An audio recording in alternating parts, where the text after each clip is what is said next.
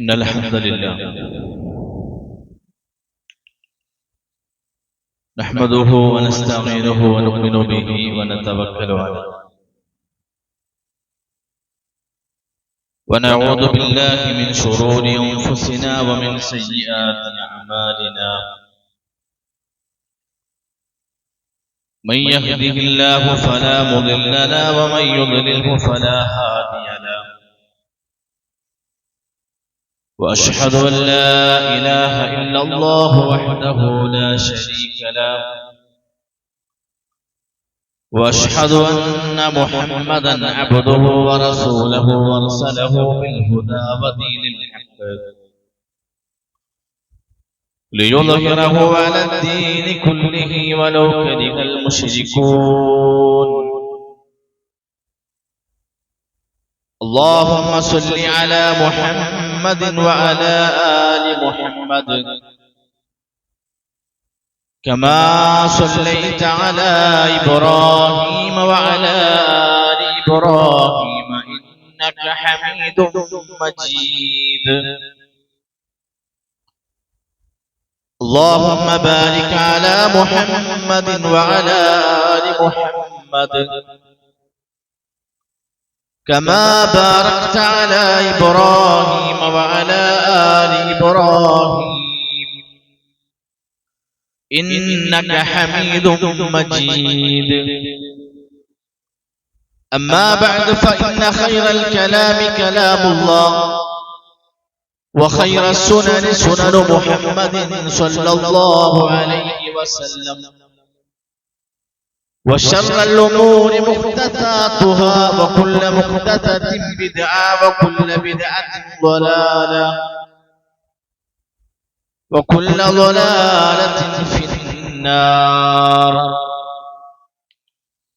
أعوذ بالله من الشيطان الرجيم. يا أيها الذين آمنوا اتقوا الله حق تقاته ولا تموتن إلا وأنتم مسلمون. بسم الله الرحمن الرحيم. إن عدة الشهور عند الله 12 شهرا في كتاب الله يوم خلق السماوات والأرض منها 4 حرم ذلك الدين القيم فلا تظلموا فيهن أنفسكم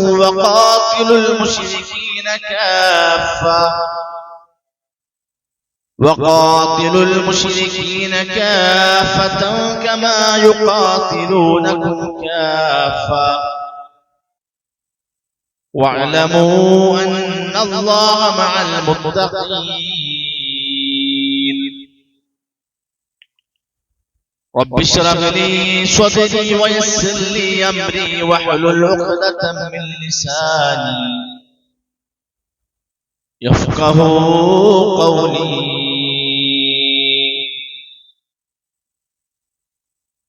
ബഹുമാന്യരായ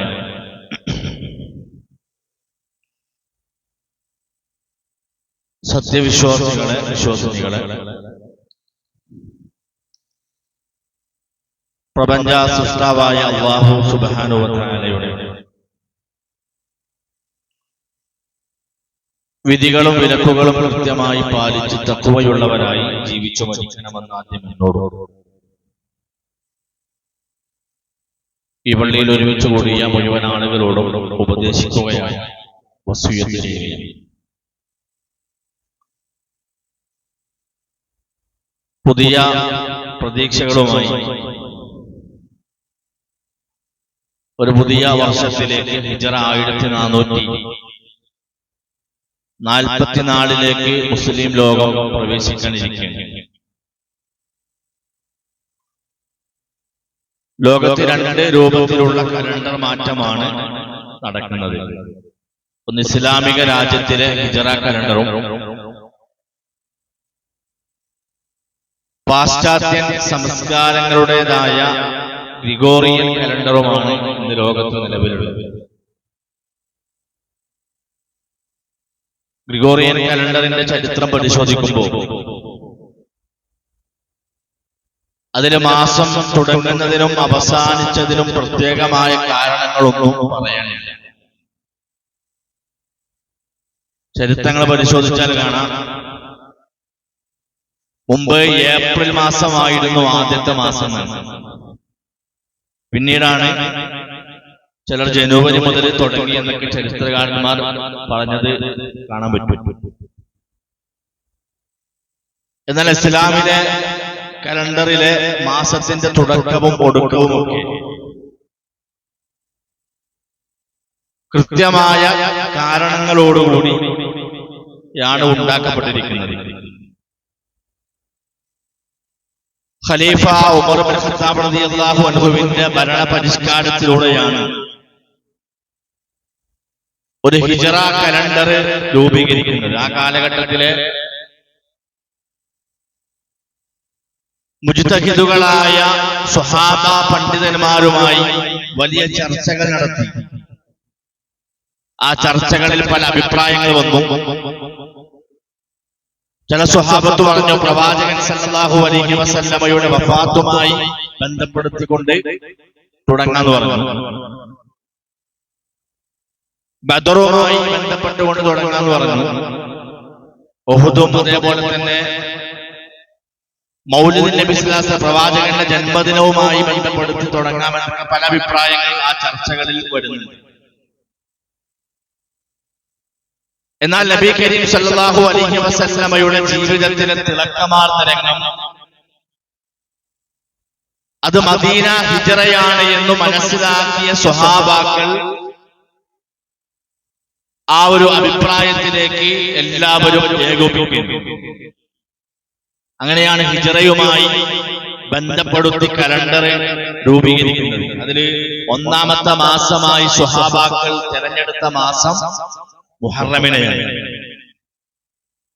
മഹാനായ ഹസനുൽ ബസ്രി റഹ്മത്തുള്ളാഹി അലൈഹി പറഞ്ഞു, ഇന്നല്ലാഹ തആല ഇഫ്തതഹ അസ്സനത ബിശഹ്രിൻ ഹറാമിൻ വഖതമഹ ബിശഹ്രിൻ ഹറാം.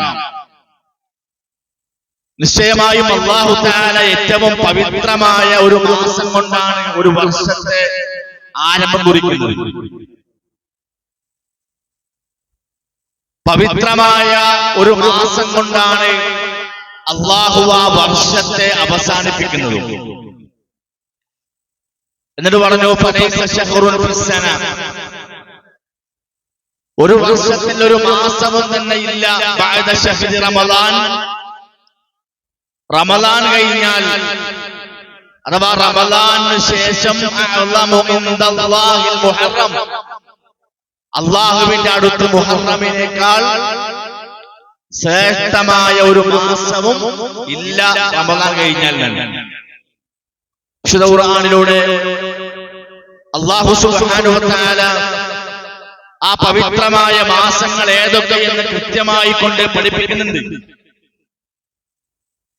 ഇന്ന ഇദ്ദത ശുഹൂരി ഇൻദല്ലാഹി 12 ശഹ്റൻ ഫീ കിതാബില്ലാഹി യൗമ ഖലഖസ് സമാവാതി വൽ അർദ് മിൻഹാ അർബഅതു ഹുറും. ആകാശഭൂമികളെ സൃഷ്ടിച്ച അന്ന് മുതലേ അല്ലാഹുവിന്റെ പക്കൽ മാസങ്ങളുടെ എണ്ണം 12 മാസമാണ്. ആകാശഭൂമികൾ ഉണ്ടാക്കി അന്ന് മുതലേ 12 മാസങ്ങളാണ് അല്ലാഹു തആല ഉണ്ടാക്കിയിട്ടുള്ളത്. മിൻഹാ അർബഅതു ഹുറും, അതിൽ 4 മാസം പവിത്രമായ മാസം. അത് ഏതൊക്കെയാണ് ആ പവിത്രമായ മാസങ്ങൾ എന്ന് കൃത്യമായി നബി സല്ലല്ലാഹു അലൈഹി വസല്ലം പഠിപ്പിച്ചു. قال النبي صلى الله عليه وسلم الزمان قد استدار كهيئته يوم خلق السماوات والأرض السنة 12 شهرا منها 4 هرم. ആകാശഭൂമികൾ സൃഷ്ടിച്ച അന്നത്തെ അതേ അവസ്ഥയിൽ തന്നെ കാലം ഇങ്ങനെ കറങ്ങിക്കൊണ്ടിരിക്കുകയാണ്. അസ്സനതു 12 ശഹ്റ, വർഷം 12 മാസമുണ്ട്. മിൻഹാ 4 ഹുറും, അത് 4 മാസം പവിത്രമായ മാസങ്ങളാണ്.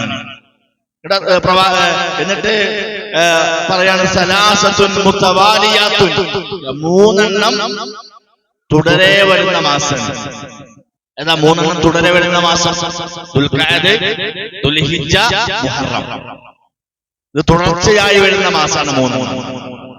എന്നിട്ട് പ്രവാചകൻ പറഞ്ഞു വറജബ്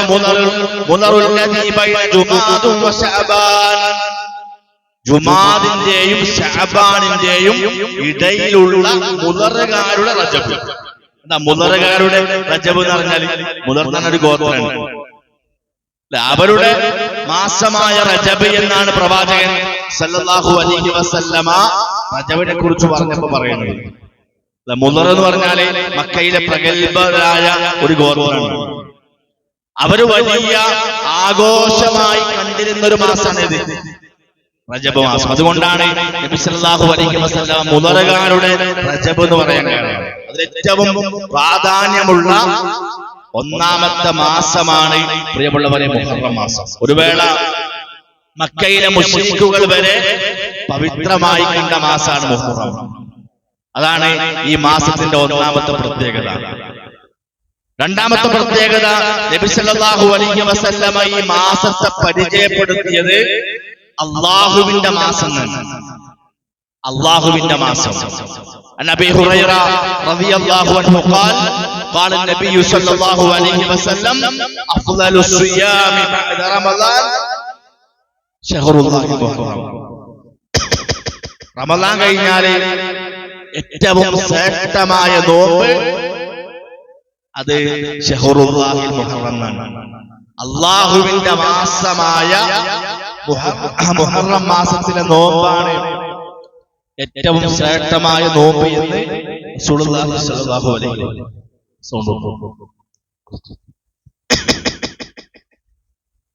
പണ്ഡിതന്മാർ വിശദീകരിക്കുന്നത് നബി സല്ലല്ലാഹു അലൈഹി വസല്ലമ അതിനെ പേര് വിളിച്ചത് ശഹറുല്ലാഹിൽ മുഹറം എന്നാണ്. അല്ലാഹുവിന്റെ മാസമായ മുഹറം എന്നാണ് വിളിച്ചത്. എന്തുകൊണ്ടാണ് അങ്ങനെ വിളിക്കുന്നത്?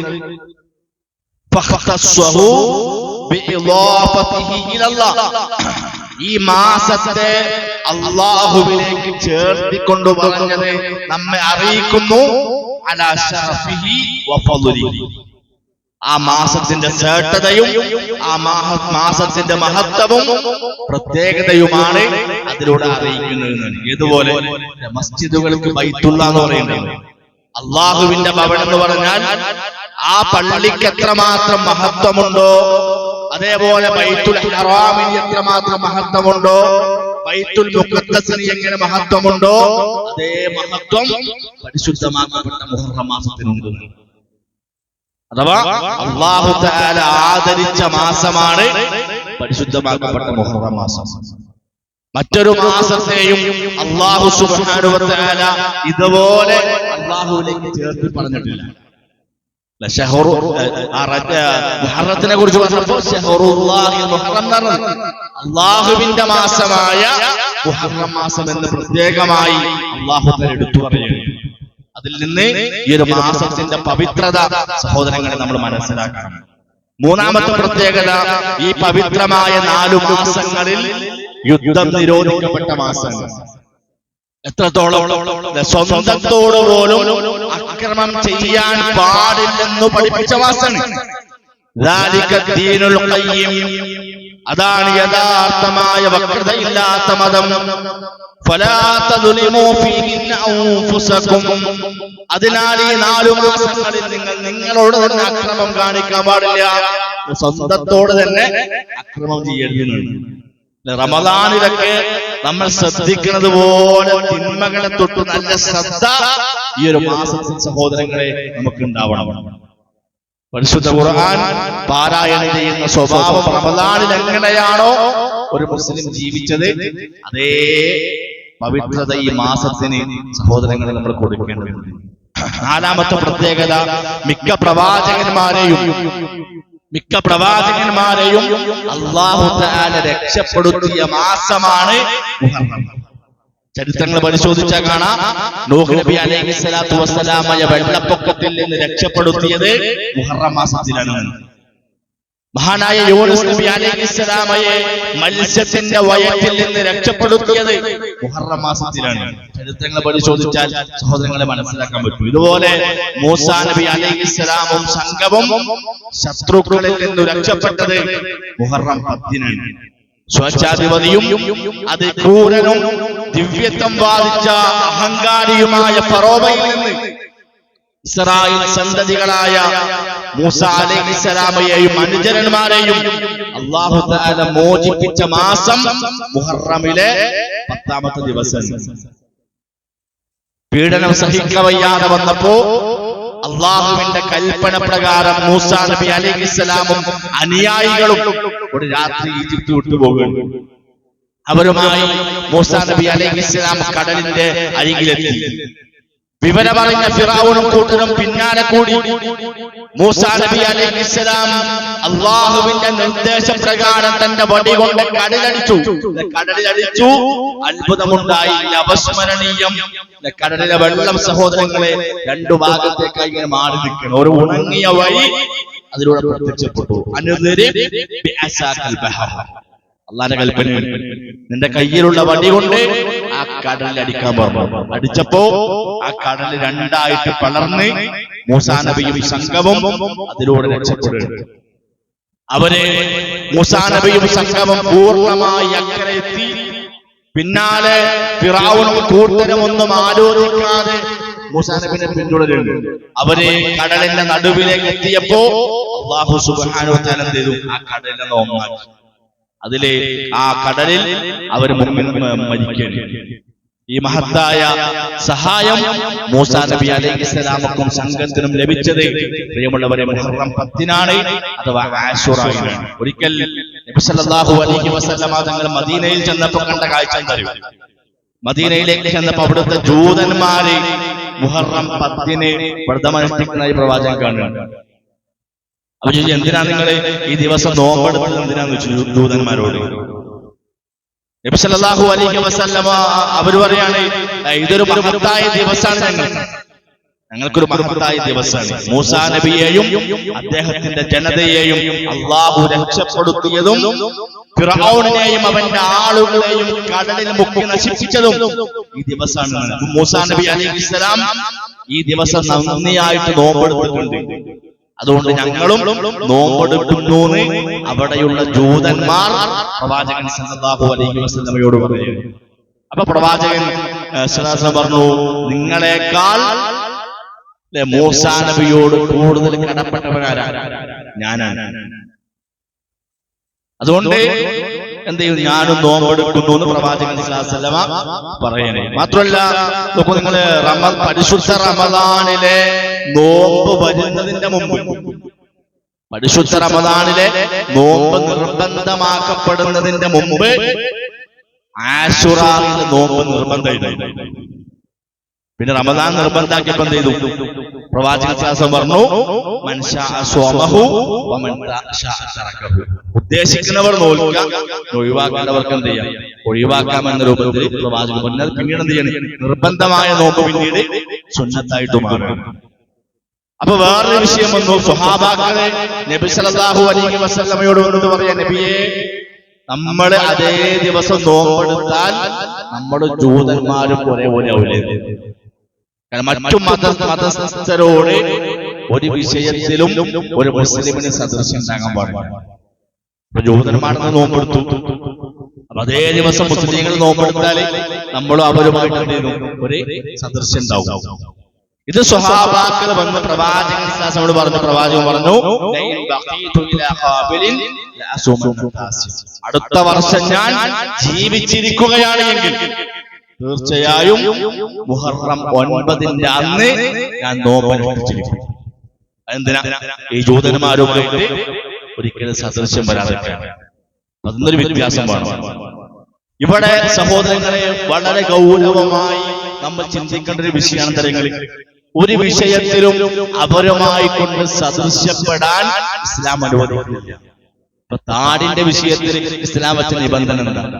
നിങ്ങളെ താടി വളർത്തുക, മീശ വെട്ടുക എന്ന് പറഞ്ഞിട്ടെന്താ പറഞ്ഞത്? നിങ്ങൾ ജൂതന്മാരുമായി, മജൂസികളുമായിട്ട് എന്ത് ചെയ്യണം? അഗ്നി ആരാധകരുമായിട്ട് നിങ്ങൾ മാറി നിൽക്കണം. അതുകൊണ്ട് ഒരു മുസ്ലിം താടി വളർത്തുക, മീശ വെട്ടുക. പ്രവാചകന്റെ കൽപ്പന എല്ലാ വിഷയത്തിലും അങ്ങനെയാണ്. ഇന്ന് പല ആളുകളുടെയും കുടുംബത്തിലെ സംസ്കാരം എങ്ങനെയാണ്? നിങ്ങൾ വാട്സപ്പോ ഫേസ്ബുക്കൊക്കെ എടുത്തു കഴിഞ്ഞാല് പല ആളുകളുടെയും സ്റ്റാറ്റസിൽ കാണുന്നത് ബർത്ത്ഡേ ആഘോഷത്തിന്റെ ഫോട്ടോസ്, അതേപോലെ തന്നെയുള്ള ആഘോഷത്തിന്റെ ചിത്രങ്ങളും വീഡിയോ ഒക്കെ കാണും.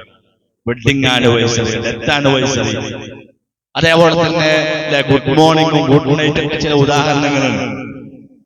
നോക്കൂ നിങ്ങൾ, ഇസ്ലാമിയത്ത് കുറച്ചൊക്കെ ദീനി ചിട്ടയുണ്ടെന്ന് വിചാരിക്കുന്ന ആളുകളിൽ പോലും ജൂത ക്രൈസ്തവ സംസ്കാരം എന്ന് പലപ്പോഴും കണ്ടുവരുന്നുണ്ട്.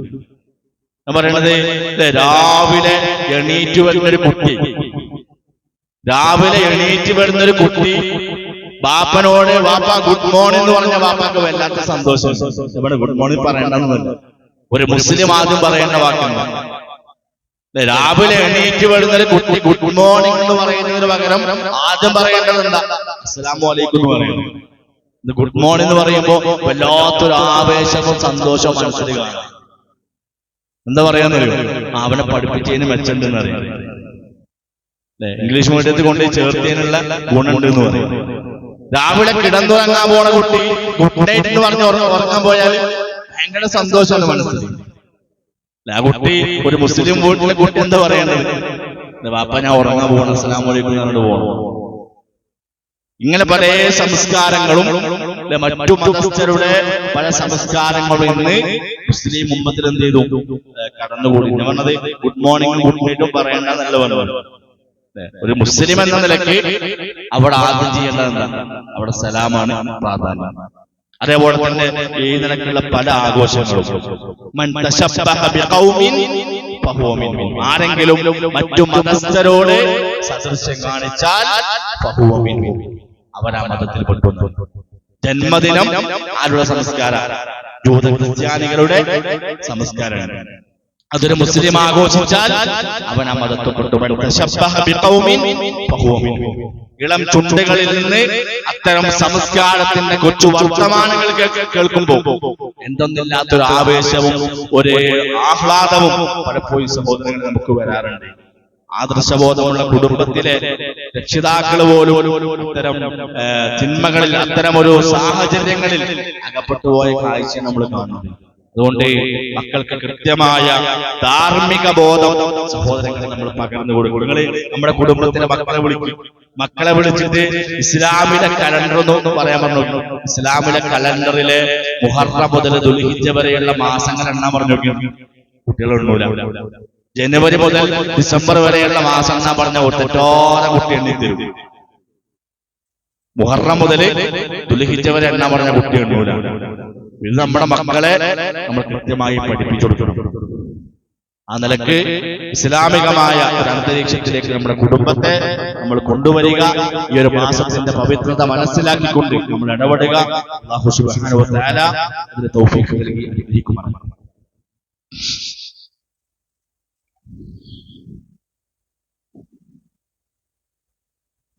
അൽഹംദുലില്ലാഹി റബ്ബിൽ ആലമീൻ വസ്സലാത്തു വസ്സലാമു അലാ റസൂലിൽ അമീൻ وعلى آله وصحبه ومن تبعهم بإحسان إلى يوم الدين. أما بعد اتقوا الله عباد الله. أوصيكم ثانيا بتقوى الله. അല്ലാഹുവിനെ സൂക്ഷിച്ചുകൊണ്ട് ജീവിക്കണമെന്ന് ഒന്നുകൂടി ഉപദേശിക്കുകയാണ് വസിയത്ത് ചെയ്യുന്നത്. റസൂലുള്ളാഹി സ്വല്ലല്ലാഹു അലൈഹി വസല്ലമ ഈ ഒരു മാസത്തിന്റെ പ്രത്യേകതയായിക്കൊണ്ട് പറഞ്ഞൊരു വിഷയമാണെന്ന്. പ്രവാചകൻ വളരെ പ്രതീക്ഷയോടെ നോമ്പെടുത്തൊരു മാസമാണ്. മറായത്തു നബി സല്ലല്ലാഹു അലൈഹി വസല്ലം യതഹറ സിയാമ യൗമിൻ ഫളലഹു അലാ ഗൈരിഹി ഇല്ലാ ഹാദൽ യൗമി ആശുറാ ഫി ഹാദൽ ശഹരി യഅനി ശഹ്റു റമളാൻ. റമളാനിന് ശേഷം, റമളാൻ കഴിഞ്ഞാൽ പ്രവാചകൻ നോമ്പെടുക്കാൻ വേണ്ടി കാത്തിരുന്ന മറ്റൊരു മാസമാണ്. മറ്റൊരു മാസം തന്നെ ഇല്ല മുഹറം അല്ലാതെ. അപ്പൊ ദുൽഹിജ്ജയിലെ നോമ്പിനേക്കാൾ പ്രവാചകൻ സ്വല്ലല്ലാഹു അലൈഹി വസല്ലം റമളാൻ കഴിഞ്ഞാൽ കാത്തിരുന്ന നോമ്പേതാണ്? മുഹറം മാസത്തിലെ നോമ്പാണ്. സുഇല റസൂലുള്ളാഹി സ്വല്ലല്ലാഹു അലൈഹി വസല്ലം, പ്രവാചകൻ സ്വല്ലല്ലാഹു അലൈഹി വസല്ലമയോട് ചോദിക്കുന്നുണ്ട്, അയ്യു സ്വലാത്തി അഫ്ളൽ, അല്ലാഹുവിന്റെ റസൂലേ നിസ്കാരങ്ങളിൽ വെച്ച് ഏറ്റവും ശ്രേഷ്ഠമായ നിസ്കാരം ഏതാണെന്ന് ചോദിച്ചു. ഫർദ് നിസ്കാരം കഴിഞ്ഞാൽ, ഫർദ് നമസ്കാരം കഴിഞ്ഞാൽ ഏറ്റവും ശ്രേഷ്ഠമായ നമസ്കാരം ഏതാണെന്ന് ചോദിച്ചു. ഫഖാല നബി സ്വല്ലല്ലാഹു അലൈഹി വസല്ലം സ്വലാത്തു ഫീ ജൗഫിൽ ലൈൽ, രാത്രിയിലെ നിസ്കാരം, ഖിയാമുൽ ലൈൽ, തഹജ്ജുദ്. ഈ ഖിയാമുൽ ലൈലാണ് എന്ത്? ഫർദ് കഴിഞ്ഞാൽ ഏറ്റവും ശ്രേഷ്ഠമായിട്ടുള്ള നിസ്കാരം. വീണ്ടും ചോദിക്കുന്ന സ്വഹാബി, അയ്യു സിയാമി അഫ്ളൽ, അല്ലാഹുവിന്റെ റസൂൽ ഏറ്റവും ശ്രേഷ്ഠമായ നോമ്പ് ഏതാണ്? ബഅദ റമളാൻ, റമളാൻ കഴിഞ്ഞാൽ. പ്രവാചകൻ പറഞ്ഞു, ശഹറുല്ലാഹി അല്ലദീ തദ്ഊനഹു അൽ മുഹറം, ശഹറുല്ലാഹ്, അല്ലാഹുവിന്റെ മാസം. പ്രവാചകൻ പറഞ്ഞ മറുപടി, അല്ലാഹുവിന്റെ മാസം. അല്ലദീ തദ്ഊനഹു അൽ മുഹറം, നിങ്ങൾ മുഹറം എന്ന് വിളിക്കുന്നു, നിങ്ങൾ മുഹറം എന്ന് വിളിക്കുന്ന അള്ളാഹുവിന്റെ മാസമായ ആ മാസാണ് ഇത്. ഏറ്റവും ശ്രേഷ്ഠമായ നോമ്പ് എന്ന് പ്രവാചകൻ, റമളാൻ കഴിഞ്ഞാൽ ഏറ്റവും ശ്രേഷ്ഠമായ നോമ്പ് എന്ന് പ്രവാചകൻ പഠിപ്പിക്കുകയാണ്. അത് കഴിഞ്ഞ ഒരു വർഷത്തെ ആശുറാ നോമ്പ് കഴിഞ്ഞ ഒരു വർഷത്തെ പാപങ്ങൾ പൊറുക്കപ്പെടും. വൻ പാപങ്ങളല്ല, ചെറിയ പാപങ്ങളൊക്കെ പൊറുക്കപ്പെടും. ഈ ഒരു നോമ്പ് സഹോദരങ്ങളെ നമ്മൾ എടുക്കുക. ഇനിയിപ്പോ ഒരാൾക്ക് 9 അന്ന് എടുക്കാൻ പറ്റില്ല, പ്രവാചകൻ സ്വല്ലല്ലാഹു അലൈഹി വസല്ലം 10 എടുത്തത്, പിന്നെ 9 എടുക്കാനുള്ള കാരണം നമ്മൾ പറഞ്ഞു, അടുത്ത വർഷം ഞാൻ ജീവിച്ചിരിക്കുകയാണ് എങ്കിൽ എന്ത് ചെയ്യും, 9 കൂടി ഞാൻ എടുക്കുമെന്ന് പ്രവാചകൻ പറഞ്ഞു. പക്ഷെ പ്രവാചകൻ അതിന് മുമ്പേ വഫാത്തായി. പ്രവാചകന്റെ ഖൗല് അത് സുന്നത്താണ്, പ്രവാചകൻ പറഞ്ഞ വാക്ക് അത് സുന്നത്താണ്. ഒരാൾക്ക് 9 എടുക്കാൻ പറ്റില്ലെങ്കിലും, 9 എടുക്കാൻ പറ്റിയില്ലെങ്കിൽ അയാൾക്ക് 10 ഉം 11 കൊടുക്കാം, 10 കൊടുക്കാം, 11 കൊടുക്കാം. എന്തിനാ അത് ചെയ്യുന്നത്? ജൂതന്മാരിൽ നിന്ന് വ്യത്യാസപ്പെടാൻ വേണ്ടിയിട്ട്. അപ്പൊ ആ നോമ്പ് നമ്മൾ എന്ത് ചെയ്യരുത്, ഒരിക്കലും ഒഴിവാക്കരുത്. അതിന്റെ പവിത്രത മനസ്സിലാക്കിക്കൊണ്ട് എന്ത് ചെയ്യാം, നമ്മൾ ഈ ഒരു മാസം പരമാവധി നന്മയിൽ ഉപയോഗപ്പെടുത്തുക. പരിശുദ്ധ റമളാനിലൊക്കെ എങ്ങനെയാണ് നമ്മൾ ഇബാദത്തുകളിൽ ഒഴുകിയത്, അതേ ഒരു മനസ്സും അതേ ഒരു താല്പര്യവും ഈ ഒരു മാസത്തിൽ സഹോദരങ്ങളെ സഹോദരിമാരെ നമുക്ക് ഉണ്ടാവണം. അല്ലാഹു ഒരു തൗഫീഖ് നൽകി അനുഗ്രഹിക്കുമാറാകട്ടെ. നമ്മിൽ നിന്ന് അറിയാതെയും വന്നുപോയ എല്ലാ പാപങ്ങളും അല്ലാഹു പുറത്തു മാപ്പാക്കി തരുമാറാകട്ടെ. നമ്മിൽ നിന്ന് മരണപ്പെട്ടു പോയ ആളുകൾക്ക് അല്ലാഹു മഗ്ഫിറത്തും റഹ്മത്തും പ്രദാനം ചെയ്യുമാറാകട്ടെ. മരണപ്പെട്ടു പോയ ആളുകളുടെ ഖബർ അല്ലാഹു തആല വിശാലമാക്കി കൊടുക്കുമാറാകട്ടെ. അവരെയും നമ്മെയും അവന്റെ ജന്നാത്തുൽ ഫിർദൗസിൽ അല്ലാഹു ഒരുമിച്ച് കൂട്ടി അനുഗ്രഹിക്കുമാറാകട്ടെ. രോഗം കൊണ്ട് പ്രയാസപ്പെടുന്ന ഒരുപാട് ആളുകൾ ഈ സദസ്സിലുണ്ട്, നമ്മുടെ കുടുംബത്തിലുണ്ട്. അല്ലാഹു അവരുടെ രോഗം ശിഫ നൽകി അനുഗ്രഹിക്കുമാറാകട്ടെ. കടം കൊണ്ട് ബുദ്ധിമുട്ടുന്ന ആളുകൾ, കച്ചവടത്തിൽ പ്രയാസപ്പെടുന്ന ആളുകൾ അല്ലാഹു കടങ്ങളൊക്കെ ദൂരീകരിച്ച് അവരുടെ കച്ചവടത്തിൽ ഖൈറും ബറക്കത്തും അല്ലാഹു പ്രദാനം ചെയ്യുമാറാകട്ടെ. ഒരുപാട് ആളുകൾ ദുആ ചെയ്യാൻ വേണ്ടി ആവശ്യപ്പെട്ടവരുണ്ട്. അല്ലാഹു അവരുടെ ഹലാലായ മുറാദുകളൊക്കെ അല്ലാഹു ഹാസിലായി കൊടുക്കുമാറാകട്ടെ. اللهم اغفر للمؤمنين والمؤمنات والمسلمين والمسلمات والاحياء منهم والاموات انك مجيب الدعوات يا قاضي الحاجات. اللهم اعز الاسلام والمسلمين